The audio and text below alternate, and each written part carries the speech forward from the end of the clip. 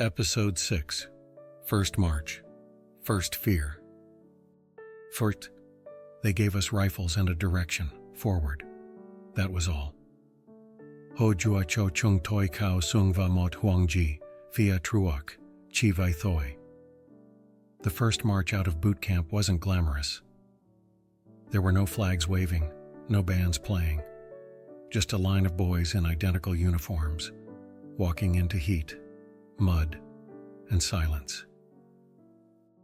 I remember the weight of the rifle, heavier than I imagined, and the helmet, always slightly off-center, pressing down on my thoughts. But the heaviest thing I carried was fear. Not of dying, not yet, but of failing, of letting down the guys beside me, of being too slow, too weak, too unsure. We moved through terrain that didn't seem to end. Trees that whispered. Shadows that moved. The jungle wasn't just alive. It watched you. One night, during a break, I sat on a rock, shaking. I wasn't cold. I was realizing that from here on out, every step might be the last I took as myself.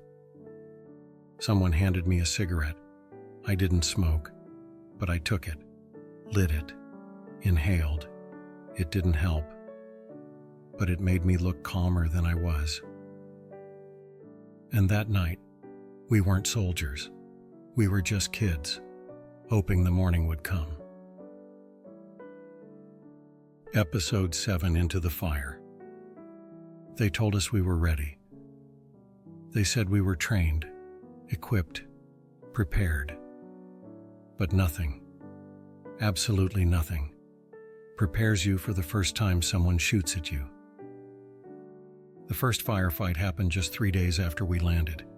It wasn't dramatic, no big ambush, just one shot, then two, then chaos. I hit the ground without thinking. Dirt flew into my mouth. My ears rang. Someone screamed. Someone else yelled for cover. I couldn't even tell who was who. That day, the war stopped being something I'd read about in a letter. It became the sound of bullets cracking past my head. When it ended, we lost 2. I didn't know their names. I had never even spoken to them, but they were ours. That night, I cleaned my rifle slowly, hands shaking. I didn't cry. I didn't pray. I just sat there, wondering if I could ever go home the same. Somewhere in the jungle, crickets chirped like nothing had happened. The world didn't pause, only we did. And just like that, childhood ended. Episode 8. Letters from Home. We had been in the jungle for weeks. Time didn't move in days or hours, only in footsteps and silence. And then, one afternoon, a mail drop arrived. Someone called my name. I turned. They handed me an envelope, wrinkled, soft, slightly stained. My mother's handwriting on the front. I hadn't seen it in months. Inside was a letter and a photo. Me, my mom, my little brother. On the porch, smiling like we didn't know what war was. I read the letter slowly. My mom wrote about the weather, the dog, the garden. But between the lines, I heard what she didn't write: worry, hope, love. That night, I slept with the photo in my hand. For the first time in days, I dreamed of something other than fear. The next morning, I tucked the photo into my breast pocket. Not for luck, but for purpose. Later that week, in a firefight, I found myself frozen behind a rock, bullets everywhere. Then I remembered the photo. I reached for it, touched it, took a breath, moved. I don't know if it saved my life, but I know it gave me the strength to move. Sometimes, survival isn't about the body. It's about memory, about home. Episode 9, Brothers in the Mud. Or you don't choose your brothers in war. They're not family by blood, but by dirt, by fire, by fear.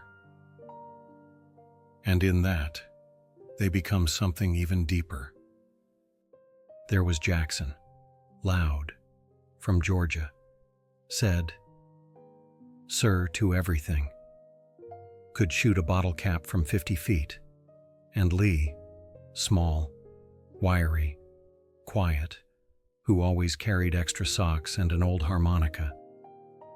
We didn't talk about our lives back home much, but we knew each other's fears, who froze under fire, who couldn't sleep, who had nightmares, and who sang to forget. One night, the rain came down in sheets. Our trench flooded. Jackson cursed the mud like it was the enemy. Lee played a tune on his harmonica, and somehow it made us laugh. Laughter in the middle of hell. That was brotherhood. But Jackson turned back. Lee too. They grabbed me, not like rescuers, but like brothers. I still hear Jackson yelling, "I got you. Man, don't quit on me." That night, under wet ponchos, we shared one dry meal, one dry joke, and the kind of silence that says, "I'd die for you too." Sometimes, the loudest sound isn't gunfire. It's a single song, playing from a dusty radio, a melody that shouldn't be here, yet somehow it is. And for just a moment, the jungle disappears, the war disappears, and all that remains is home.